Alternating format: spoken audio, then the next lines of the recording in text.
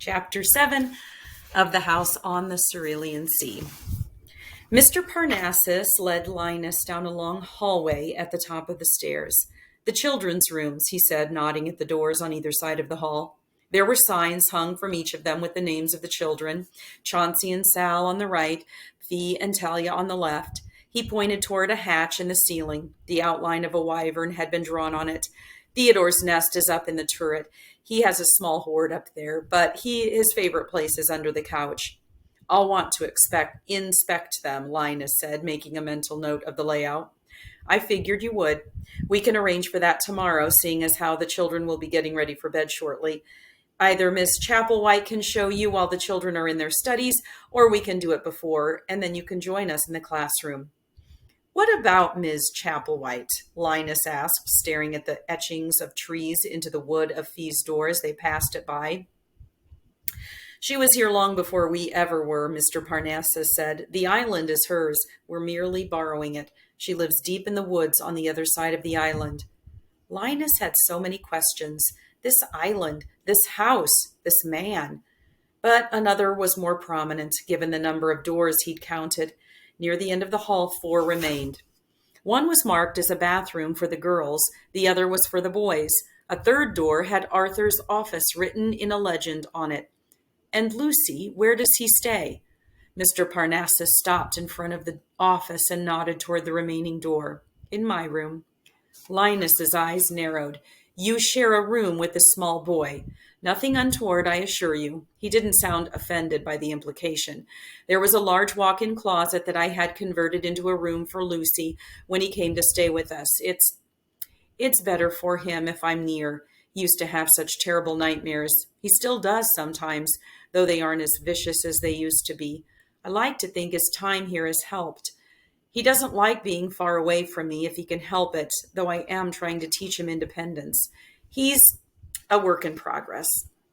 Mr. Parnassus opened the office door. It was smaller than Linus expected and crammed full, almost uncomfortably so. There was a desk set in the middle, surrounded by stacks of books, many of which leaned precariously. There was a single window that looked out over the ocean. It appeared endless in the night. In the distance, Linus saw the flashing wink of a lonely lighthouse. Mr. Parnassus shut the door behind them, nodding for Linus to take a seat. He did so, taking out a small notebook that he always carried in his pocket, filled with notes he kept on each of his cases. He'd been lax in his duties here so far, kept off kilter by the very idea of this place, but that would do no longer. He'd always prided himself on the copious notes he took, and if he was to give weekly reports to extremely upper management, as they requested, he would make sure they were the best he'd ever written. Do you mind? He asked, pointing at a stubby pencil on the desk. Of course, Mr. Parnassus said. What's mine is yours. Something fluttered in Linus's stomach. He thought it must have been something he ate. He opened his notepad and licked the tip of the pencil, an old habit he'd never been able to break. Now, if you please, let's discuss. Sal is our newest arrival, Mr. Parnassus said, as if Linus hadn't spoken at all. He sat across from Linus in the chair behind the desk, steepling his hands under his chin. 3 months ago. Oh, I suppose I did read that in his file. He seems nervous, though I suppose teenagers often are in the face of authority. Mr. Parnassus snorted. Nervous. That's one word for it. Did you also read in his file that these 3 months are the longest he's ever stayed in one place since he was 7 years old? No, I don't suppose I got that far. I was distracted by, the enormity of this assignment. Mr. Parnassus smiled sympathetically. They didn't tell you what you were walking into, did they? Extremely upper management. Not until you got here. Linus fidgeted in his seat. No, only that it was classified. Also that the children were problematic, but Linus didn't know if he should say that aloud. Surely you can see why. I can, Linus agreed. One doesn't often meet the Antichrist. Mr. Parnassus looked at him sharply. We don't use that word here. I understand that you have a job to do, Mr. Baker, but I am the master of this house, and you will abide by my rules. Is that clear? Linus nodded slowly. He hadn't expected to be rebuked so severely, especially by someone who exuded calm like the man sitting across from him. He had underestimated Mr. Parnassus. He couldn't make that mistake again. I meant no disrespect. Mr. Parnassus relaxed again. No, I don't think you did. And how could you have known? You don't know him. You don't know us. You have the files, but they only tell you the basics, I'm sure. Mr. Baker, what's written in those files are nothing but bones, and we are more than just our bones, are we not? He paused, considering. Except for Chauncey, seeing as how he doesn't actually have any bones, though my point remains the same. What is he? Linus asked. Then, oh dear, that sounds rude. No offense intended. I've never seen something or someone like him before. I expect not, Mr. Parnassus said. He turned his head toward a stack of books to the right, eyes darting down the titles. He seemed to find the one he wanted about halfway down. He tapped the spine, forcing the edges out. The stack swayed. He pinched the cover of the book between two fingers and pulled quickly. The book came out. The top half of the stack fell neatly in its place. He didn't seem to notice Linus gaping at him as he opened the book on his desk and began to flip through the pages. We aren't exactly sure what Chauncey is or even really where he came from. A mystery, though I believe, aha, here we go. He turned the book toward Linus and tapped on the page. Linus leaned forward. Medusozoa? That's a jellyfish. Correct, Mr. Parnassus said brightly, and I think that's part of it, at least. He doesn't sting, nor does he carry any kind of poison. There's possibly some sea cucumber in there as well, though it doesn't explain his appendages. It doesn't explain anything, Linus said, feeling rather helpless. Where did he come from? Mr. Parnassus pulled the book back as he closed it. No one knows, Mr. Baker. There are mysteries that may never be solved, no matter how hard we try. And if we spend too long trying to solve them, we may miss what's right in front of us. That's not how things work in the real world, Mr. Parnassus, Linus said. Everything has an explanation. There is a reason for all things. That's the opening line of Rules and Regulations for the department in charge of magical youth. Mr. Parnassus arched an eyebrow. The world is a weird and wonderful place. Why must we try and explain it all away? For our personal satisfaction? Because knowledge is power. Mr. Parnassus snorted. Ah, power. Spoken like a true representative of dichomy. Why am I not surprised you have the rule book memorized? You should know there's a chance that you'll find Chauncey under your bed at one point or another. That startled Linus. What? Why? Because for the longest time before he came here, he was called a monster, even by people who should have known better. He was told the stories of monsters hiding under beds whose calling in life was to frighten others. He thought that was who he was supposed to be, that it was his job to scare people because it had been ingrained in his head. That was all he was capable of. It wasn't until he came here that he realized he could be something more. So he chose to be a bellhop, Linus said numbly. He did. He saw it in a film he watched some months back, and for whatever reason he was entranced by the idea. But he'll never be able to. Linus stopped himself before the words came out. But Mr. Parnassus knew exactly what he was going to say. He'll never be able to be a bellhop because what hotel would hire him? It wasn't what exactly fair, right? Just none of those things? Linus couldn't be sure. There was reason such laws existed, and while Linus had never understood them, not really, there was nothing he could do about that. Linus knew that people often feared, though he felt that word was coded for something else entirely, what they didn't understand. The department in charge of registration was born from the need to safeguard those who were extraordinary. At the beginning, children had been ripped from their homes and put into schools, though that was something of a misnomer. They were all but prisons. And though there were no bars on the windows, dichomy had been created as a way to placate the cries of those who protested such treatment. And when it became clear that there were many orphans, the caseworkers had been split into two groups, those who dealt with registered families in conjunction with the department in charge of registration, and those who worked with the orphans in the orphanages. No, it wasn't very fair at all. It's not, Mr. Parnassus said, agreeing with the unspoken words, but I allow him to dream of such things because he's a child, and who knows what the future will bring. Change often starts with the smallest of whispers, like-minded people building it up to a roar. Which brings me back to Sal. Can I be blunt with you, Mr. Baker? Linus felt as if he had whiplash. I would hope for nothing less. Good, Mr. Parnassus said. You scare him. Linus blinked. Me? I don't know that I've scared anyone in my life.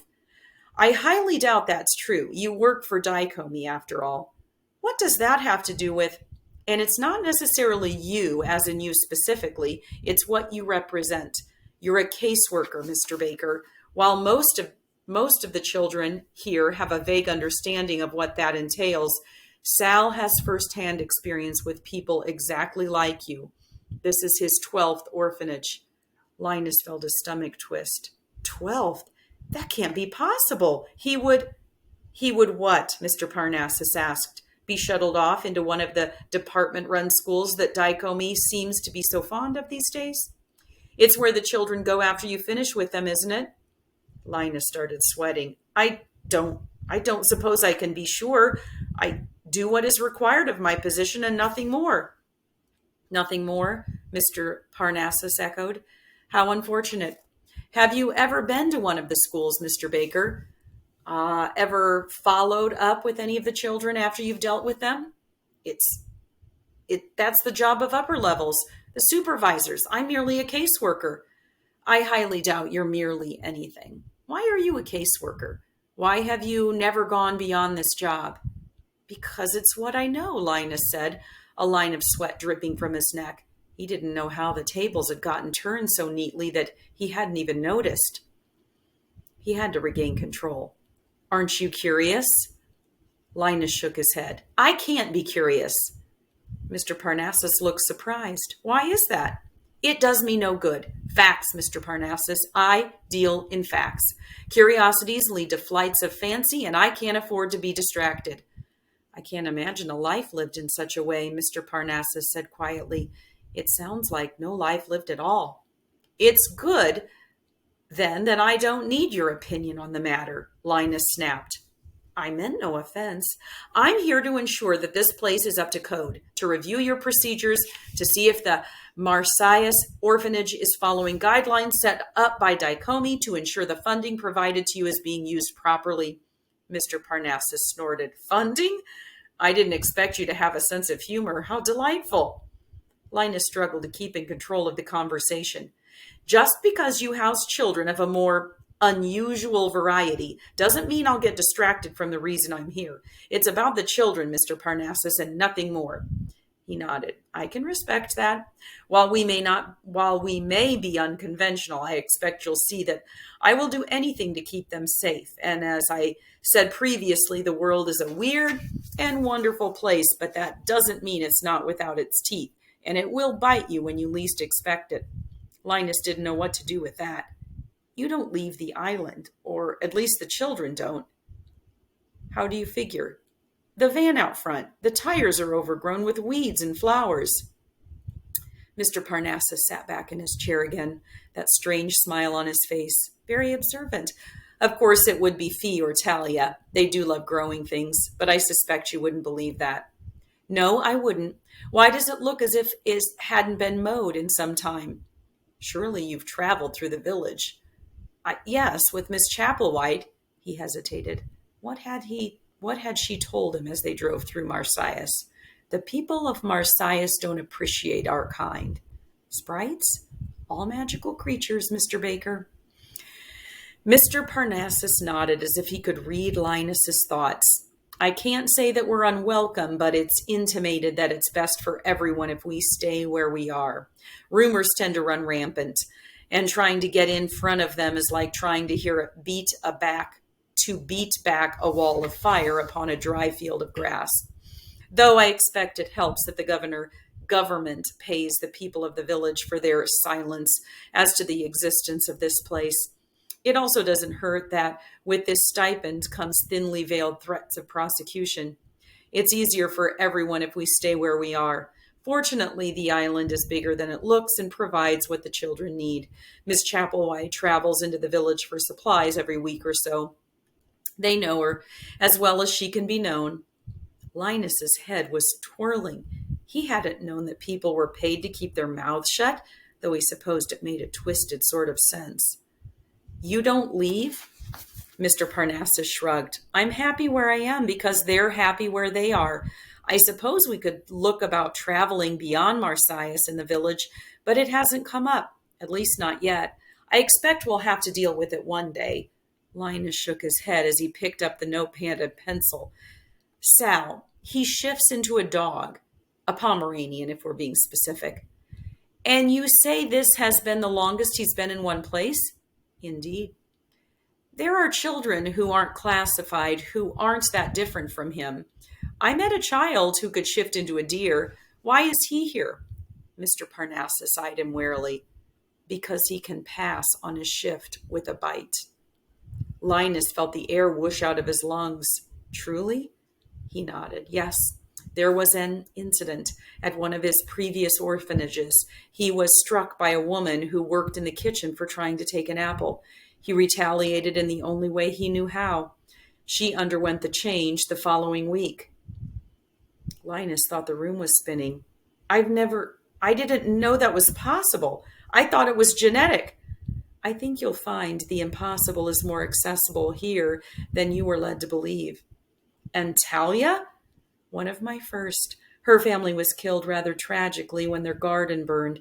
Some thought it was set ablaze on purpose, though no one seemed to care much about that. Linus winced. He remembered the signs hanging from the buses telling everyone to see something, say something. You speak Gnomish. I speak many languages, Mr. Baker. I like learning new things, and it helps bring me closer to my charges. And why is she classified? Have you ever met a female gnome, Mr. Baker? No, he hadn't, which was odd, seeing as how he never ever even thought about it before. Linus scribbled on his notepad quickly. And then there's Fee. Mr. Parnassus chuckled. Fiercely independent she is. She's here because there has never been a sprite so young with so much power. When they tried to rescue her from a most dire situation, she managed to turn 3 men into trees. Another much older sprite was able to turn them back. Eventually, fortunately for me, Miss Chapelwhite assists her in ways I cannot. She's taken her under her wing, both figuratively and literally. She's blossomed quite beautifully under Miss Chapelwhite's tutelage, and we're very lucky she's offered to assist us. And why did she? Linus asked. This is her island. Sprites are fiercely territorial. Why did she allow you here at all? Mr. Parnassus shrugged again. The greater good, I suppose. He spoke just like a sprite in vague little circles. Linus didn't appreciate it. And what would that be? To see children who aren't wanted by anyone be allowed to prosper. You know as well as I do that the term orphanage is a misnomer, Mr. Baker. No one comes here looking to adopt. No, he supposed they didn't, seeing as how the Marsyas orphanage was hidden from most everyone. But did that really matter? Had he known any of the children in an orphanage such as this to be adopted? He couldn't think of a single instance. How had he never noticed that before? Theodore? Isn't this all in your files, Mr. Baker? No, in fact, it wasn't. Linus thought Mr. Parnassus had been correct when he'd said there were nothing but bones. It's best I hear it directly from the sources. Nuances can be missed when they are merely words on paper. He's not just an animal, Mr. Parnassus said. I never said he was. He sighed. No, I don't suppose you did. Forgive me. I've dealt with people like you before. I forget that you're not all the same, even though I don't know quite what to make of you yet. Linus felt strangely bare. What you see is what you get with me. This is all I am. Oh, I doubt that immensely, he said. Theodore is special. I know you know just how rare someone like him is. Yes. He's still a juvenile, though his precise age is unknown. He thinks differently than the rest of us, and though we understand each other, it's more in abstract thought rather than specifics. Does that make sense? Not in the slightest, Linus admitted. You'll see, Mr. Parnassus said. You're here for an entire month after all, and I believe that leaves one child left, though I think you did that on purpose. Mrs. Chapelwhite says she found you fainted dead away at the mere thought. Linus flushed as he cleared his throat. It was unexpected. That's a good word to use to describe Lucy, I'm sure. Is he? Linus hesitated then. Is it true? Is he the actual the son of the devil?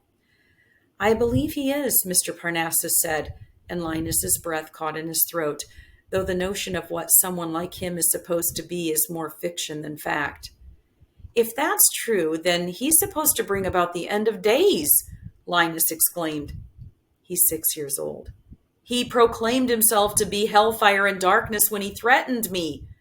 Mr. Parnassus chuckled. It was his way of saying hello. He's got a morbid sense of humor for one so young. It's endearing once you get used to it. Linus glared at him.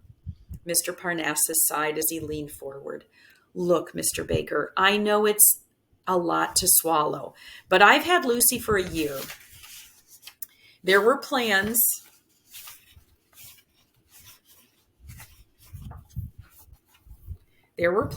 to, well, let's just say this was a last resort regardless of his parentage. He is a child, and I refuse to believe that a person's path is set in stone. A person is more than where they came from, than the sum of their parts. Mr. Parnassus nodded. Yes, exactly.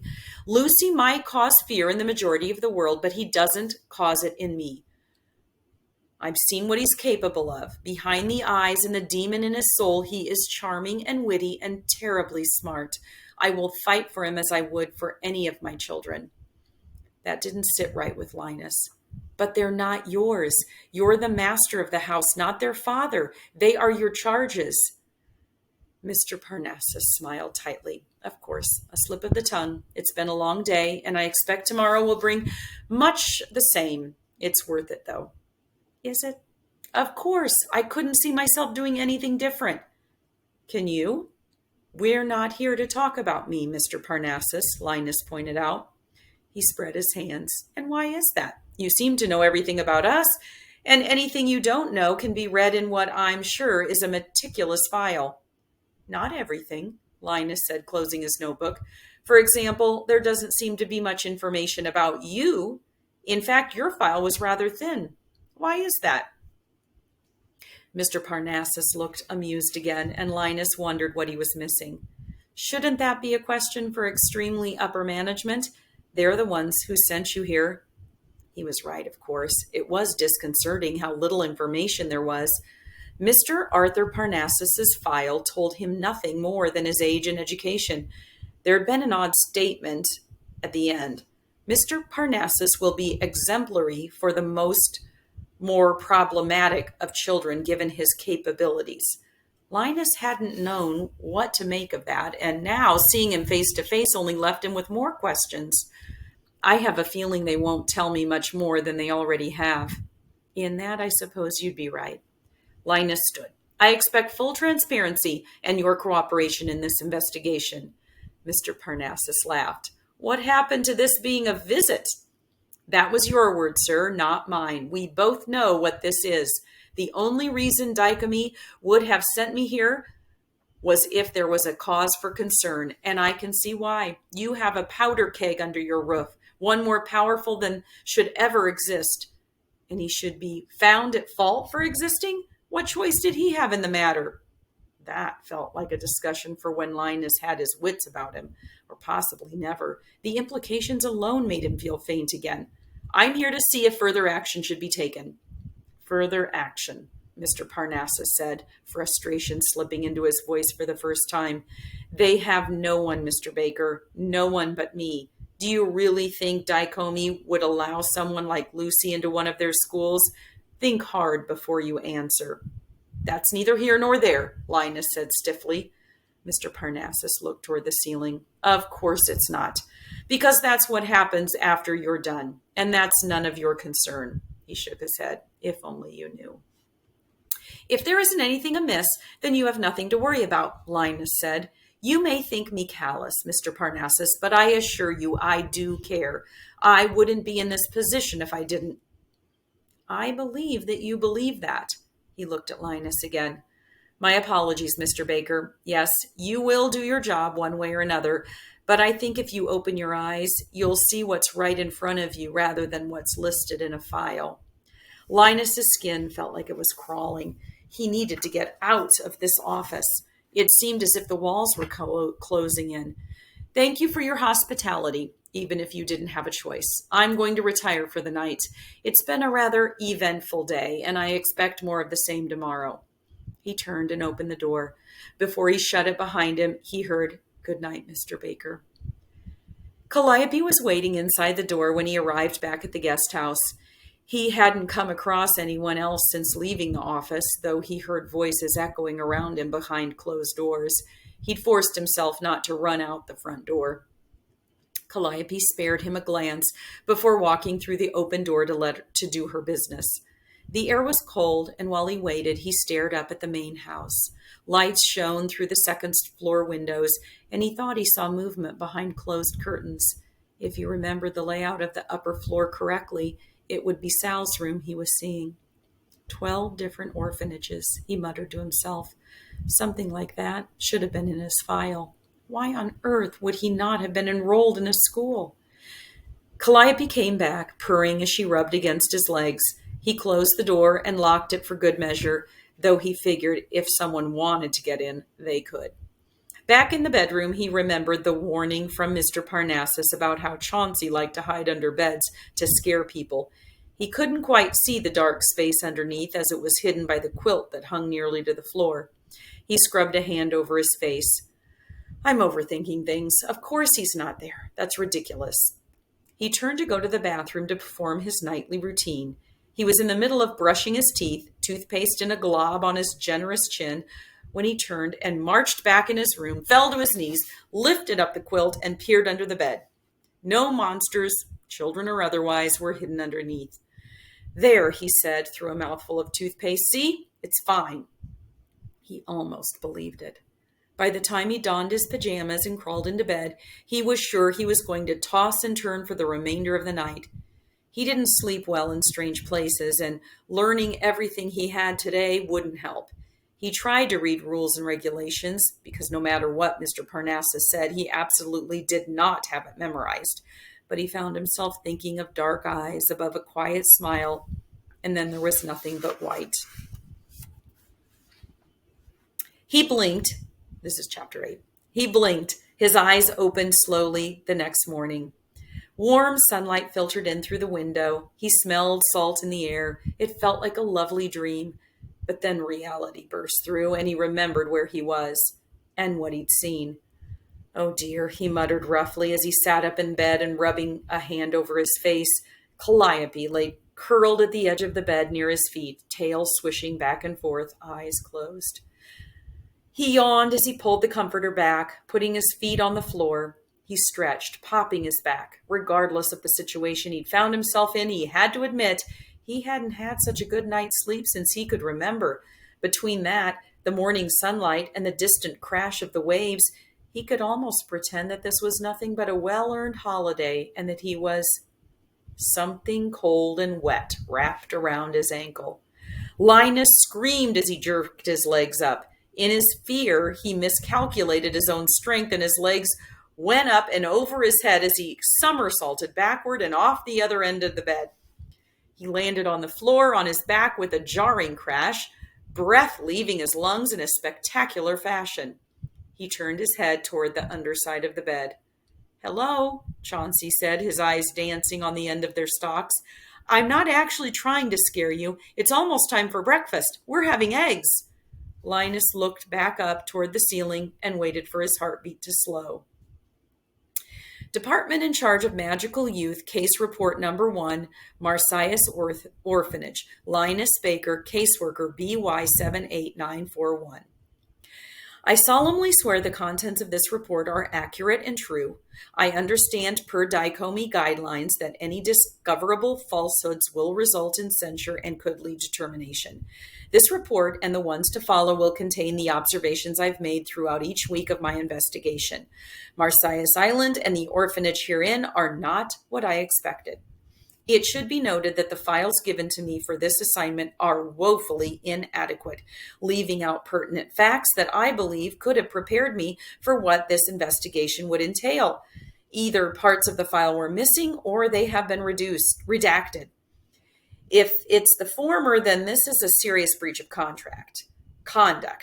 If it's the latter, my temporary classification level should have negated that. I would recommend a review of protocols for all classified level 4 assignments in the future to make sure no other caseworker walks into a situation without the required knowledge. My apologies if this comes across as demanding. I merely believe more should have been provided. The Marsyas orphanage isn't what I thought it would be. The house itself is foreboding, though it appears to be well maintained. It is large and the interior is cluttered, although in a way that makes it feel like a lived-in home rather than the sanctuary of a hoarder. Aside, of course, from the actual hoard that belongs to the wyvern, Theodore, but I have yet to see what that consists of exactly. The children each have their own rooms. In these first few days, I have seen the interiors of those belonging to the gnome Talia. The walls are adorned with more flowers than appear to be in the entirety of the garden. The Sprite Fee, I do believe her bed is actually a tree growing through the floorboards, though for the life of me, I can't figure out how that's possible. The Chauncey, there is standing salt water on the floor, but that I'm assured gets swabbed out once a week. And Theodore, he has built a nest in the attic that I was only allowed to see once. I gave him another button since I didn't have a spare. I had to snip one from one of my dress shirts. I assume I will be compensated for this.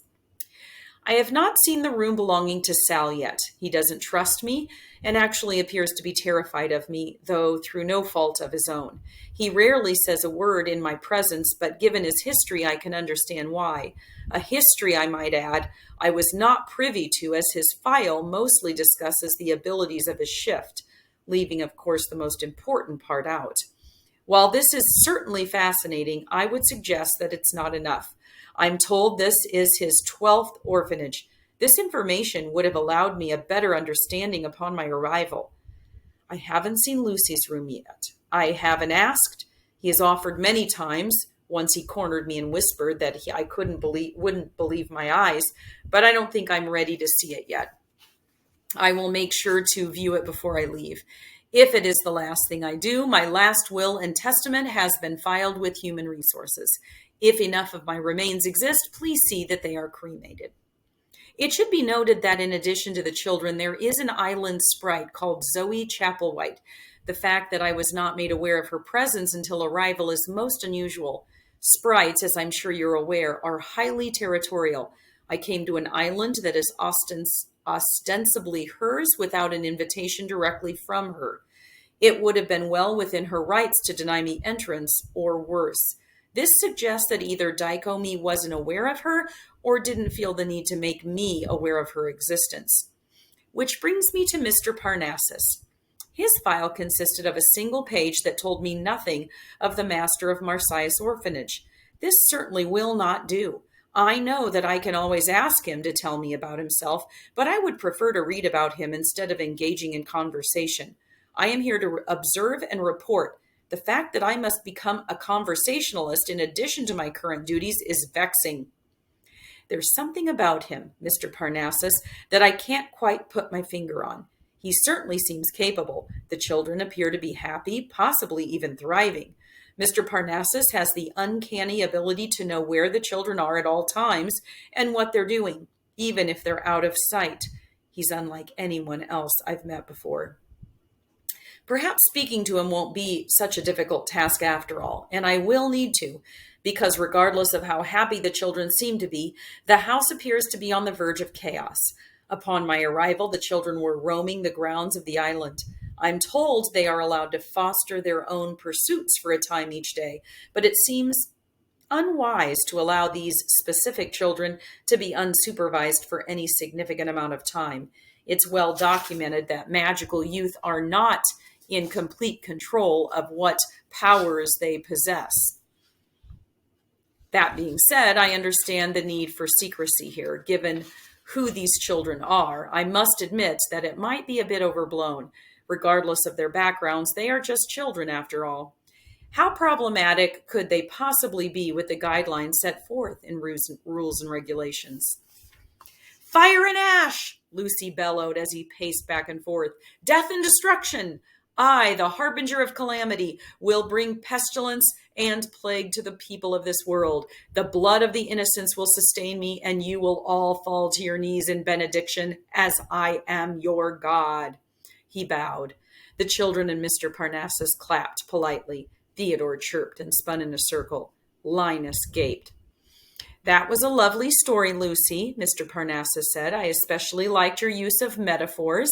Keep in mind that pestilence and plague are technically the same thing, so it did get a little repetitious at the end. But other than that, quite impressive. Well done. They were in the parlor of the main house, which had been converted into a classroom. There were 6 small desks lined up in front of a larger one.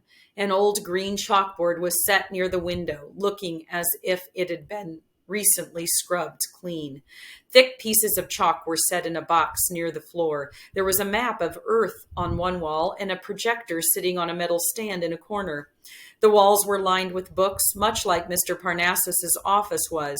There were encyclopedias and novels and nonfiction books about Greek gods and goddesses and the scientific names of flora and fauna. And Linus thought he'd seen one with gold lettering on the spine that said, The History of Gnomes, Cultural Relevance and Their Place in Society.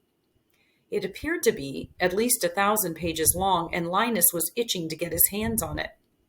Lucy took a seat at his desk, looking rather pleased with himself. He'd been the second to last to perform in what Mr. Parnassus indicated was a block in the curriculum known as expressing yourself. The children were invited to the front of the class in order to tell a story of their own creation, either true or made up. Talia had told a rather pointed tale of an intruder who came to an island and was never heard from again. Theodore, according to Mr. Parnassus, had spun a jaunty limerick that caused everyone, except for Linus, to laugh until they had tears in their eyes. Fee spoke for a specific tree in the woods that she was growing and her hopes for its roots. Chauncey regaled them with the history of bellhops, something Linus gathered that was an ongoing series. And then there was Lucy. Lucy, who had stood atop Mr. Parnassus's desk and basically threatened the entire planet with annihilation, his little fists above his head blazing. Expressing yourself was, according to Mr. Parnassus, an idea that would give the children confidence. Linus knew all too well the horrors of having to speak in front of an audience. Twice a week, the children were required to speak in front of the others about whatever topic they fancied. In addition to giving them an opportunity to practice public speaking, Mr. Parnassus said he believed it to be a creative outlet. The minds of children are wondrous things, he said to Linus as they followed the others toward the parlor. Some of the things they come up with seem to defy the imagination. Linus understood that wholeheartedly. He absolutely believed that Lucy was capable of everything he'd shouted. Linus sat in a chair at the back of the parlor. He'd been offered a seat much closer, but he'd shaken his head, saying it was best if he sat out of the way to observe. He had his notepad and pencil ready, set atop his copy of rules and regulations, something he thought to leave in his room but decided against. One should always be prepared should the rules need to be reviewed. When the first child had stood in front, but it had been quickly forgotten. He reminded himself that he needed to take copious notes so his reports weren't lacking, especially since there was nothing in the rules and regulations about children expressing themselves in such a manner. And since Lucy was finished, that meant 5 children had expressed themselves, which left Sal, Mr. Parnassus said, if you please. Sal slumped lower in his chair as if he were trying to make himself smaller. It was almost comical given his size. He glanced back at Linus quickly before jerking his head forward again. when he saw he was being watched. He muttered something that Linus couldn't make out. Mr. Parnassus stood in front of his desk. He reached down and tapped a finger on Sal's shoulder. He said, "The things we fear the most are often the things we should fear the least. It's irrational, but it's what makes us human. And if we're able to conquer those fears, then there is nothing we're not capable of." Theodore chirped from the top of his desk, wings fluttering. "Theodore's right," Fee said, chin in her hands. "You can do it, Sal." Chauncey's eyes bounced. "Yeah, you got this." "You're made of strong stuff on the inside," Talia said, "and it's what's on the inside that counts." Lucy tilted his head back and stared at the ceiling. "My insides are rotted and festering like an infected wound, leaking pus." "See," Mr. Parnassus said to Sal, "everyone here believes in you. All it takes is you believing in yourself." Sal glanced back at Linus again, who tried to give what he hoped was an encouraging smile.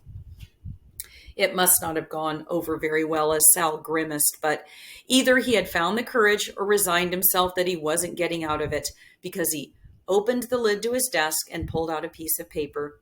He stood slowly. He was stiff as he walked to the front of the class. Mr. Parnassus sat on the edge of his desk. His slacks were still too short and revealed socks that were a brightly offensive shade of orange. Sal stood in front of the class, staring at the paper, gripped tightly in his hands. The paper shook slightly. Linus sat statue still, sure that any movement from him would send Sal running. Sal's lips started moving, his murmur barely audible. "A little louder," Mr. Parnassus said. "Everyone wants to hear you. Project, Sal. Your voice is a weapon. Never forget that." The fingers tightened around the page in his hands. Linus thought it would rip. Sal cleared his throat and began again. He said, "I am but paper, brittle and thin. I am held up to the sun, and it shines right through me. I get written on, and I can never be used again. These scratches are a history. They're a story. They tell things for others to read, but they only see the words and not what the words are written upon. I am but paper, and though there are many like me, none are exactly the same. I am parched parchment. I have lines. I have holes. Get me wet and I melt. Light me on fire and I burn. Take me in hardened hands and I crumble. I tear. I am but paper, brittle and thin." He hurried back to his seat. Everyone cheered. Linus stared. "Wonderful," Mr. Parnassus said approvingly. "Thank you for that, Sal. I particularly like the scratches as a history. It spoke to me, because we all have that history, I think, though none are quite the same as the others, as you so deftly pointed out. Well done." Linus could have sworn he saw Sal smile, but it was gone before he could be sure. Mr. Parnassus clapped his hands. "Well then, shall we move on? Since it's Tuesday, that means we will begin the morning with maths." Everyone groaned.